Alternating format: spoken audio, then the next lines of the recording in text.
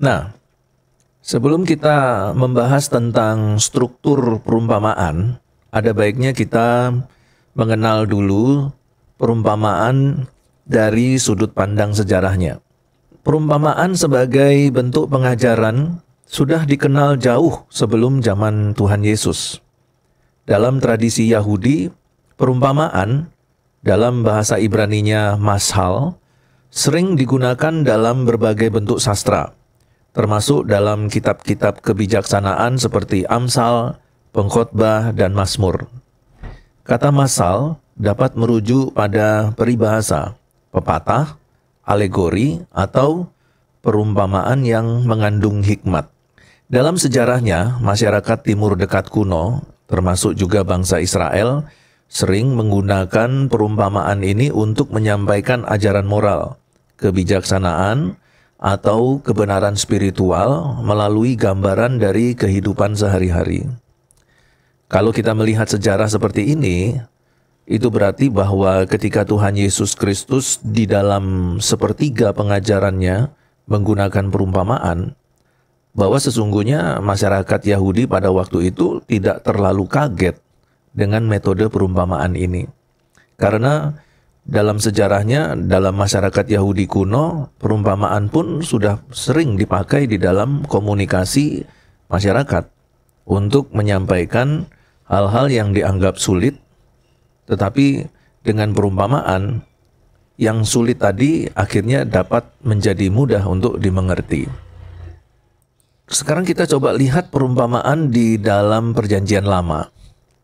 Perumpamaan di dalam Perjanjian Lama itu sering berfungsi sebagai alat komunikasi yang kuat dan efektif.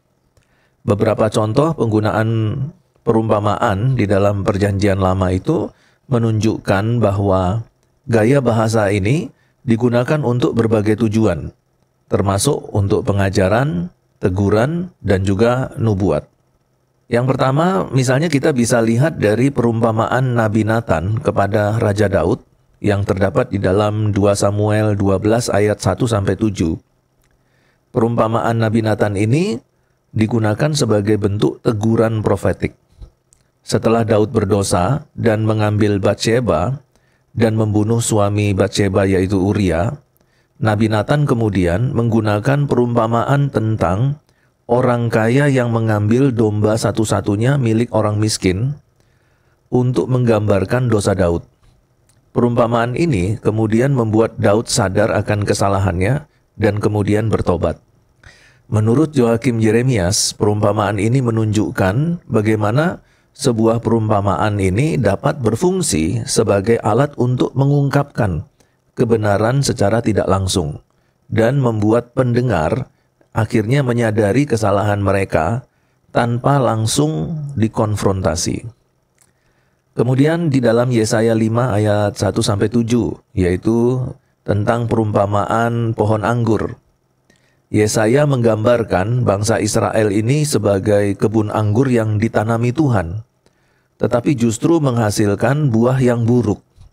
Nah, perumpamaan ini digunakan untuk menegur bangsa Israel atas ketidaksetiaan mereka kepada Tuhan. Perumpamaan ini kemudian menggambarkan kehidupan rohani Israel. Dan Tuhan itu digambarkan sebagai pemilik kebun anggur yang berharap panen yang baik, tetapi malah mendapatkan buah yang busuk, yang melambangkan ketidaksetiaan Israel. Kemudian di dalam Yehezkiel 17 ayat 1-24, di situ ada perumpamaan tentang elang dan pohon anggur.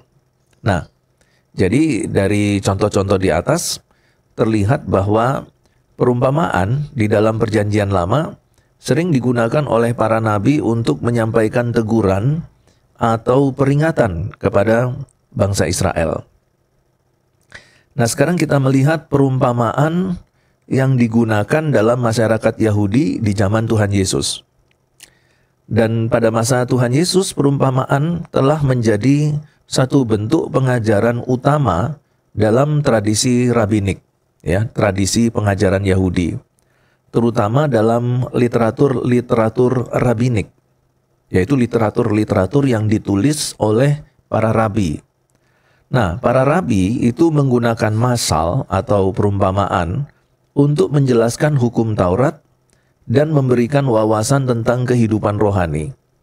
Beberapa fungsi utama dalam perumpamaan masyarakat Yahudi. Yang pertama, bahwa perumpamaan bagi masyarakat Yahudi itu dipakai sebagai alat pengajaran dalam tradisi rabinik. Para rabi sering menggunakan perumpamaan untuk menjelaskan atau menginterpretasikan hukum Taurat atau memberikan nasihat kebijaksanaan. Nah, perumpamaan dalam tradisi rabinik dikenal sebagai masal yang berfungsi untuk membantu orang memahami hukum Taurat dengan cara yang lebih konkret.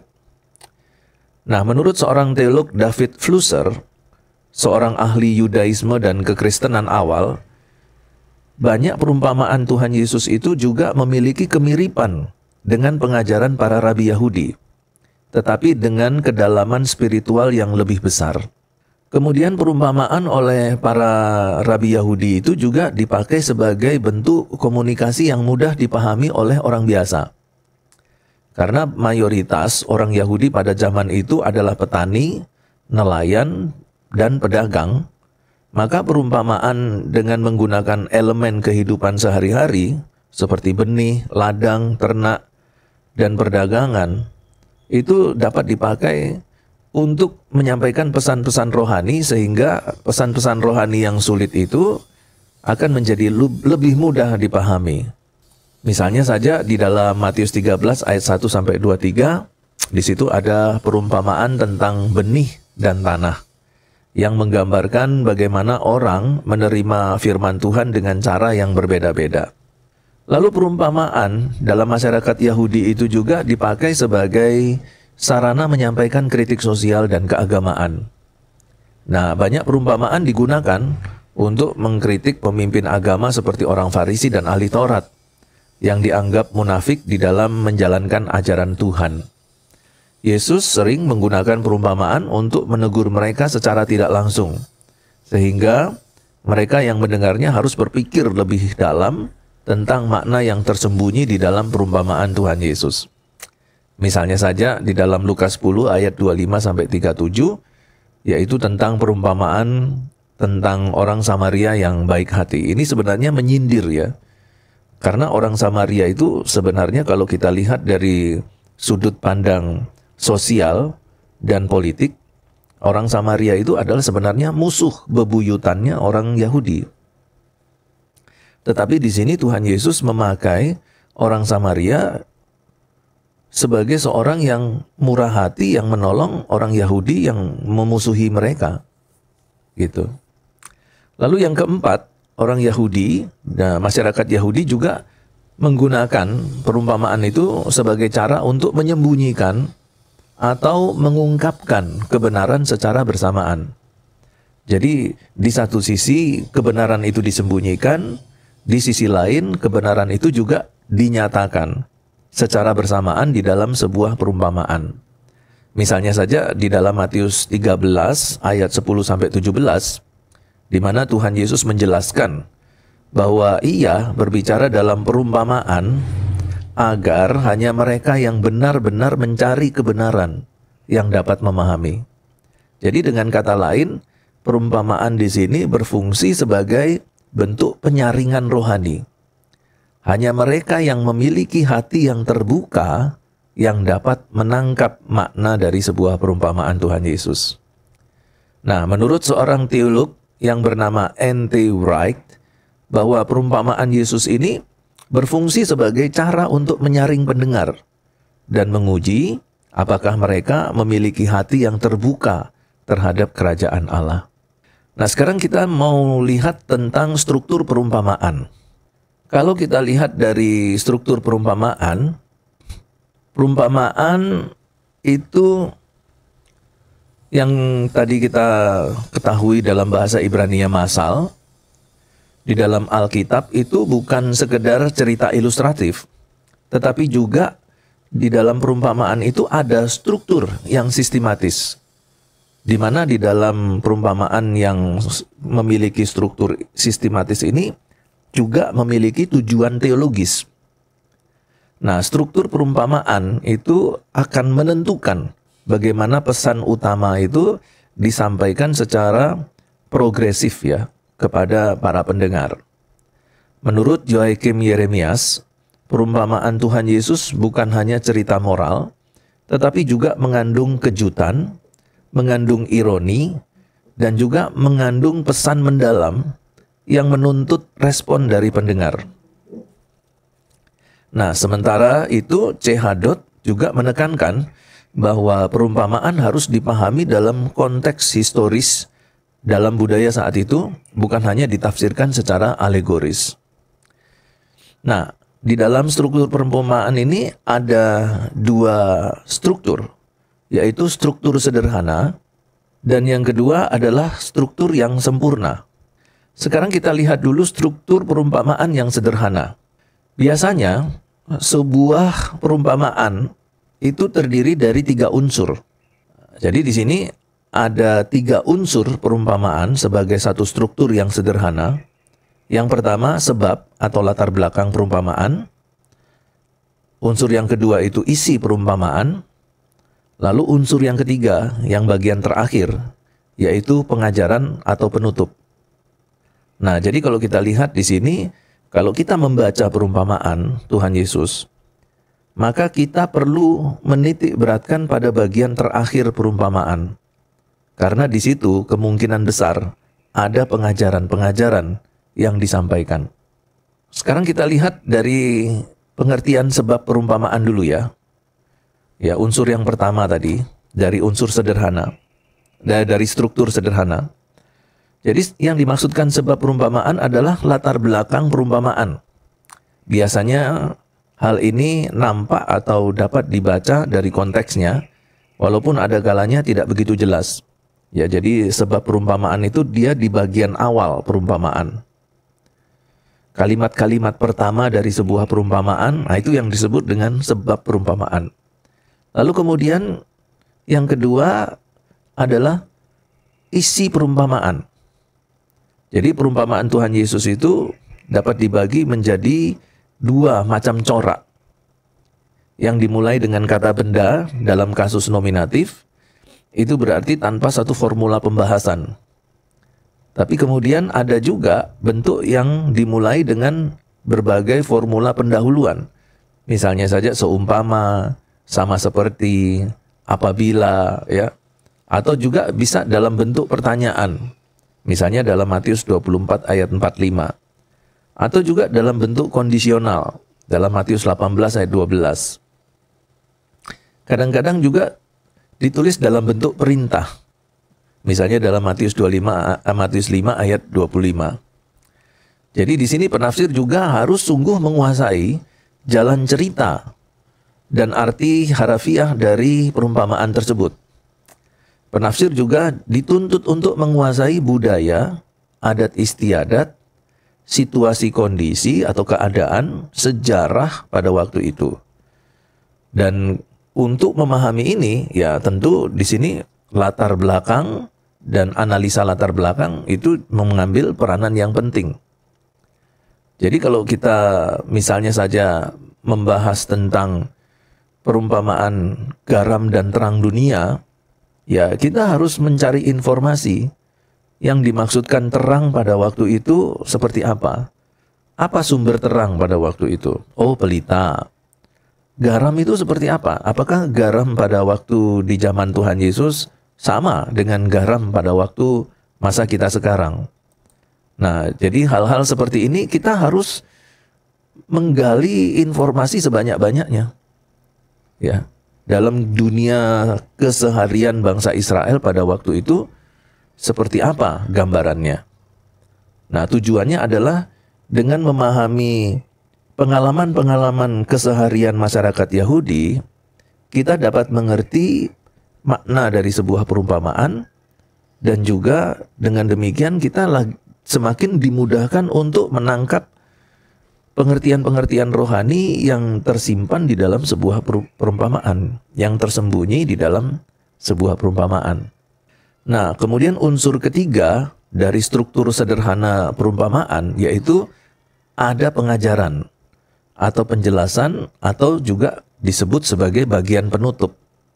Nah, di sini pengajaran-pengajaran utama yang ditekankan di dalam sebuah perumpamaan itu terletak di bagian penutup, di bagian terakhir sebuah perumpamaan.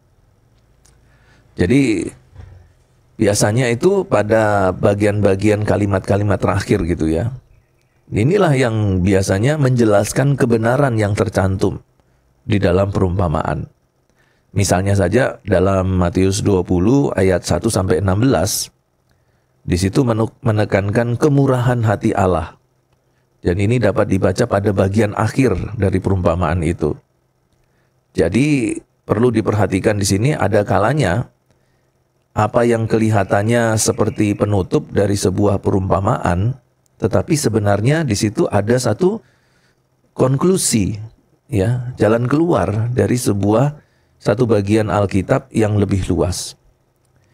Nah, komentar-komentar di bagian akhir ini itu sangat menentukan penafsiran perumpamaan. Karena itu, kalau nanti kalian menganalisa sebuah perumpamaan, kalian juga harus perhatikan dan mempertimbangkan bagian terakhir dari perumpamaan.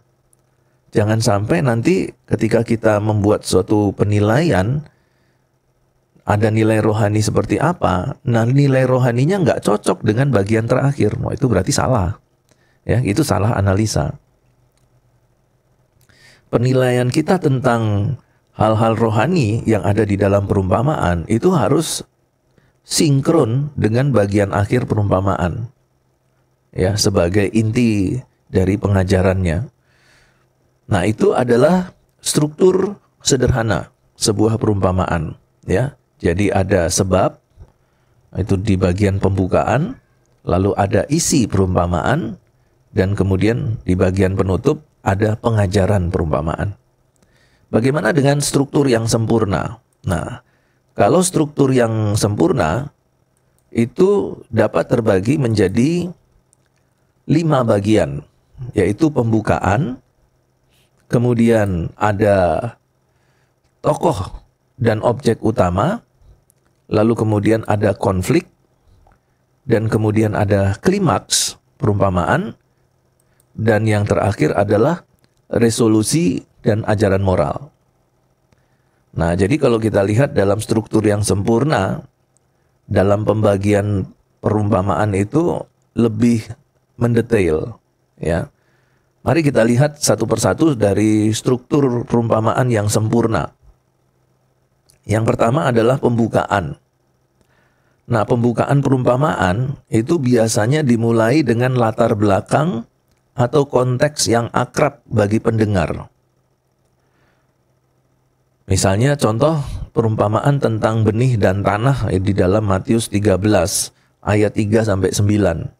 Yesus membuka cerita dengan seorang petani yang menabur benih, sesuatu yang lazim dilakukan oleh masyarakat agraris, yaitu masyarakat Yahudi.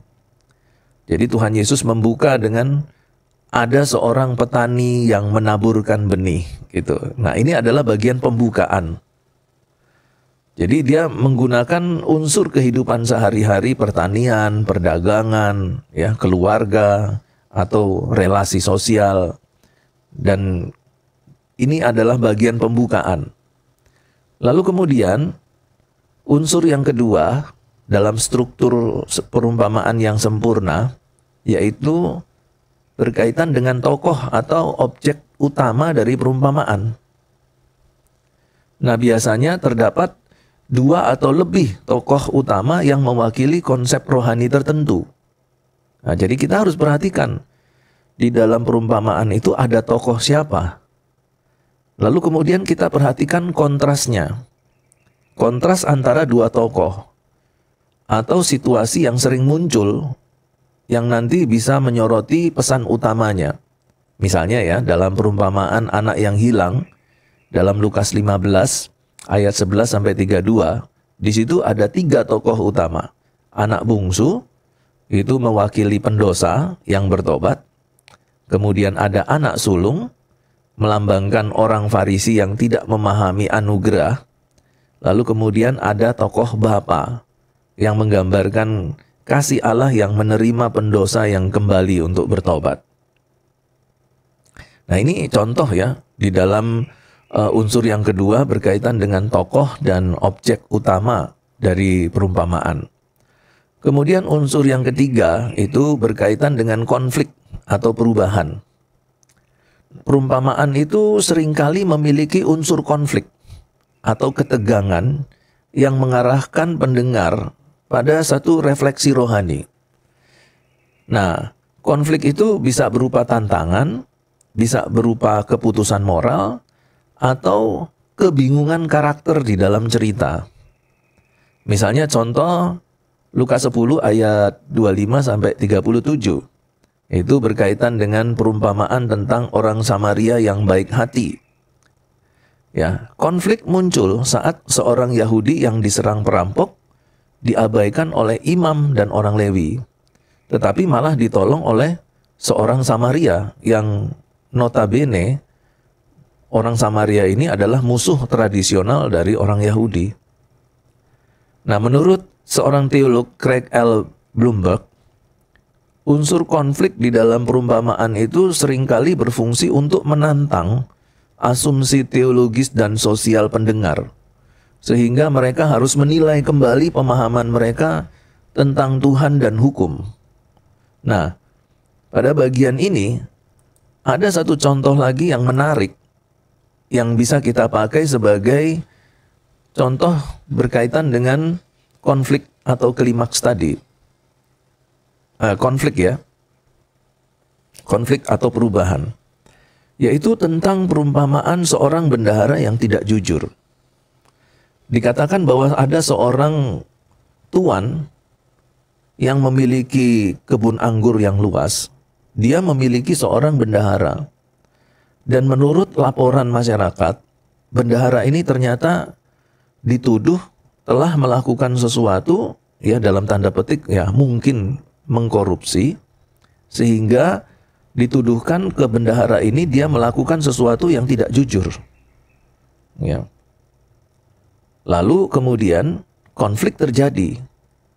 Tuan itu mengatakan kepada bendahara ini bahwa dia telah melakukan kesalahan menurut tuduhan orang, dan mau tidak mau akhirnya dia dipecat.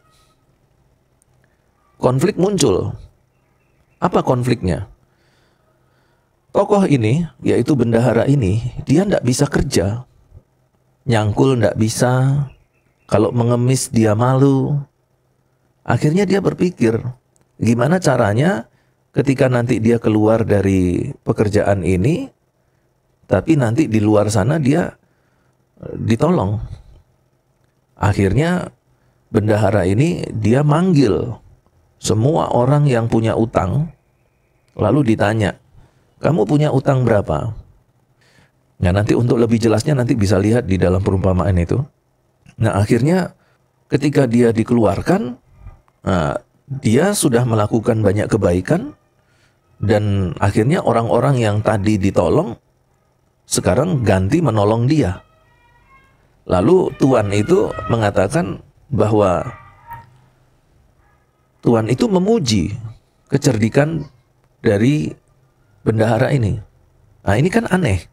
Ini konflik. Bendahara itu dituduh tidak jujur. Harusnya kan dimarahin. Bendahara ini kan melakukan satu kegiatan tindakan yang melanggar hukum. Harusnya dihukum. Ya enggak? Tetapi tuan itu di bagian akhir dari perumpamaan ini, yaitu perumpamaan tentang bendahara yang tidak jujur, justru malah memuji. Nah, ini kan aneh konfliknya. Jadi di sini kita lihat ada konflik yang membuat orang itu jadi berpikir, kok lucu ya? Harusnya bendahara ini dihukum. Harusnya bendahara ini dikucilkan. Ya, harusnya bendahara ini mendapatkan teguran keras. Tetapi kok malah tuan itu memuji bendahara ini. Kalau tuan itu memuji bendahara yang tidak jujur, berarti kan tuan ini setuju dengan apa yang dilakukan bendahara itu. Jadi bagi masyarakat yang ada di sekitarnya, bendahara ini dilihat sebagai seseorang yang melakukan tindakan melanggar hukum. Tetapi oleh tuan itu, bendahara itu malah mendapatkan dukungan dan mendapatkan pujian. Nah, inilah yang dimaksudkan bahwa terkadang atau mungkin bisa saja seringkali di dalam sebuah perumpamaan itu ada konflik-konflik yang terjadi. Nah, ini harus menjadi bagian kita untuk menganalisa perumpamaan ini. Ya, bagaimana cara menganalisanya? Ya, kita nggak bisa menggunakan konsep modern untuk menyelesaikan konflik yang ada di dalam perumpamaan. Tidak bisa. Ya, kita harus menggali studi latar belakang, ya, pekerjaan bendahara seperti apa, ya, ketika dia bekerja, itu aturan-aturan adat istiadat dan aturan sosial tentang pekerjaan seperti apa, sehingga nanti kita bisa menentukan bahwa apa yang dilakukan bendahara ini sebenarnya benar atau salah gitu. Dalam kehidupan nyata pada waktu itu. Dan dari situ nanti kita bisa menarik makna-makna rohani yang tersembunyi di dalam aktivitas kehidupan sehari-hari yang diangkat sebagai sebuah perumpamaan. Gitu. Kemudian unsur yang keempat dari struktur sempurna sebuah perumpamaan yaitu berkaitan dengan klimaks atau kejutan. Nah, banyak perumpamaan Tuhan Yesus itu mengandung unsur kejutan atau ironi yang membalikkan harapan pendengar. Unsur ini memaksa pendengar untuk berpikir ulang tentang konsep yang mereka anggap benar. Misalnya contoh di dalam Matius 20 ayat 1-16, yaitu berkaitan dengan perumpamaan pekerja di kebun anggur. Pekerja yang datang terakhir menerima upah yang sama dengan yang bekerja sejak pagi. Dan yang mengejutkan, para pekerja pertama. Nah, kalau bagi kita, Tuhan ini kan nggak adil. Inilah klimaks dari perumpamaan tentang pekerja di kebun anggur. Yang datang jam 5 pagi dapat 1 dinar. Yang datang siang juga dapat 1 dinar. Yang datang sore dapat 1 dinar. Nah, kalau seandainya kita yang jadi pekerja yang datang jam 5, kita pasti komplain. Saya kerja capek sekian jam, dari jam 5 pagi sampai jam 4 sore, kok dapatnya sama dengan orang yang datang jam 2 siang, yang masuk jam 2 siang. Dia hanya kerja 2 jam. Dia dapat 1 dinar. Saya kerja 8 jam, dapatnya juga 1 dinar. Nah, menurut teolog N.T. Wright, Yesus sering menggunakan paradoks yang seperti ini dan kejutan-kejutan yang seperti ini di dalam perumpamaannya untuk menunjukkan bahwa kerajaan Allah itu bekerja dengan cara yang berbeda dari sistem dunia. Nah, tetapi tentu kita juga harus memikirkan sesuatu di dalam analisa eksegese kita. Apakah memang ada sistem yang berbeda? Ataukah ada sesuatu di dalam kehidupan sehari-hari pada masyarakat waktu itu yang kita tidak mengerti? Kalau sistemnya berbeda, oke, kita bisa maklum ya. Dari situ kemudian muncul klimaks. Tapi tentu kita bisa berpikir sesuatu yang sebenarnya masuk di akal. Contoh, seorang yang bekerja itu pasti akan diperhitungkan keahliannya. Ya. Contoh, orang yang datang pagi adalah tentu orang yang hanya mengandalkan kekuatan fisik. Dia tidak memiliki kepandaian. Dia tidak memiliki keahlian, dia hanya memiliki otot, kekuatan fisik. Dia masuk pagi.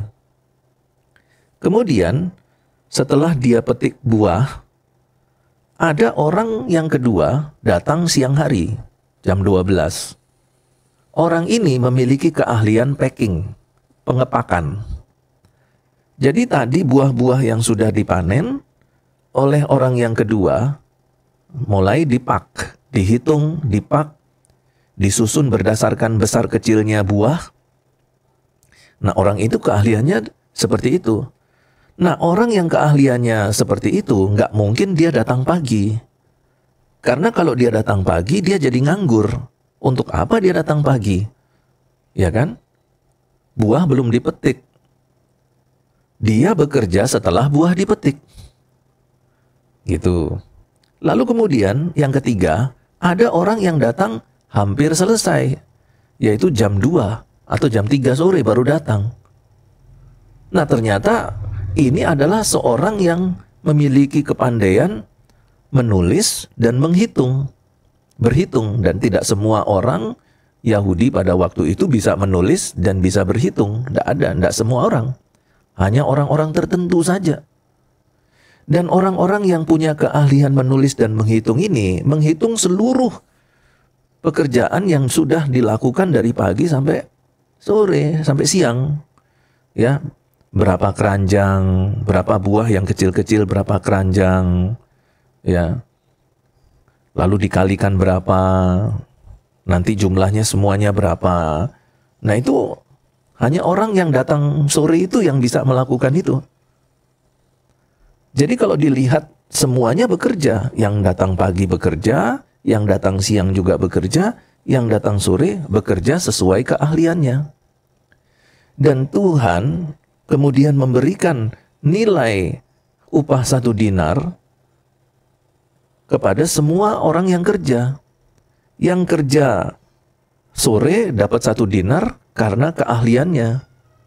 Yang kerja siang juga dapat 1 dinar karena dia bekerja dari tenaganya dan juga dari keahliannya untuk packing. Ya. Yang kerja yang datang pagi, dia nggak bisa mikir, nggak bisa ngitung, nggak bisa packing, dia cuman bisa metik. Ya untuk bisa metik ya datang pagi. Nggak mungkin yang datang petik itu, ya yang metik itu datang sore hari. Nggak mungkin, harus datang pagi. Nah, jadi di sini kita melihat bahwa ternyata dalam cerita perumpamaan tentang penggarap atau pekerja di kebun anggur, ternyata dapat diterima dengan logika seperti itu. Nah, tapi harus kita cek lagi, apakah memang betul sistem pekerja di kebun anggur di zaman Tuhan Yesus seperti ini? Ya, ataukah sebenarnya ada prinsip yang berbeda yang ditekankan oleh Tuhan Yesus berkenaan dengan kerajaan Allah? Artinya gini, semuanya memetik anggur. Satu datang pagi, yang kedua memetik anggur datang siang, yang ketiga memetik anggur datang sore. Ya. Jadi sama-sama memetik anggur, sama-sama enggak pakai pemikiran, tidak perlu keahlian, yang diperlukan hanya tenaga. Hanya perbedaannya datangnya 1 pagi, yang 1 siang, yang 1 sore, dan semuanya dikasih upah yang sama. Nah, nanti tinggal kita selidiki di dalam analisa eksegese kita, sebenarnya sistem pekerjaan di dalam kebun anggur di masa Tuhan Yesus itu menggunakan pola yang pertama ataukah menggunakan pola yang kedua. Nah, nanti dari situ baru kita hubungkan dan kaitkan dengan nilai-nilai moral dan kerohanian yang berkaitan dengan kerajaan Allah. Nah, jadi kira-kira seperti itu ya, kalau kita mau mengeksegese sebuah perumpamaan. Ya, kita lihat strukturnya. Kita lihat dia struktur sederhana atau kita mau pakai struktur yang sempurna. Baru nanti di situ, setelah itu kita masukkan langkah-langkah eksegesenya. Ya, kita mau gali yang mana dulu, kita mau analisa yang mana dulu. Kita daftarkan dulu hal-hal apa yang harus kita lakukan. Studi konteks dulu, studi latar belakang, mempelajari secara historis, secara sosial, secara adat istiadat, situasi kondisi yang diangkat di dalam perumpamaan. Baru nanti kemudian kita masukkan dalam struktur yang sempurna, nanti kita lihat apakah memiliki kesamaan dengan nilai-nilai rohani kerajaan Allah. Lalu kemudian nanti dievaluasi di bagian terakhir. Ya, bagian terakhirnya yaitu resolusi dan ajaran moral. Jadi perumpamaan itu biasanya diakhiri dengan kesimpulan. yang mengandung ajaran utama. Jadi kesimpulannya itu bisa berupa perintah, bisa pertanyaan refleksi, bisa juga sebuah tantangan untuk bertindak. Nah, jadi dari analisa kita harus sesuai dengan resolusi dan ajaran moral yang biasanya terletak di akhir sebuah perumpamaan. Sampai di sini, apakah ada yang ingin ditanyakan?